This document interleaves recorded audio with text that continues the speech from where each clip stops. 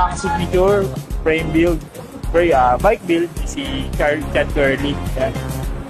So kung mapapansin nyo, ayan. Full chrome uli yan, guys. So ito full chromo. Ayan, full chromo yan. Full chromo tong Bali, ang handlebar niya is full chromo rin. 9.5. yan.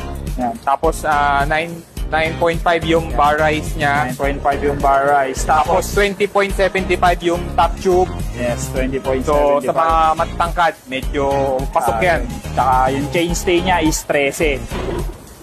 And yung fork niya is one-piece machine. Na chromoly din, full chromo din. Full chromo na yan. So ito ang offset niya ng fork. Offset ng fork is 32. Papreno niyan, guys, hindi lang natin. Maybe ano, ayan. Caliper brake. Yung lever niya is ganito rin, baseline. Ayan, so.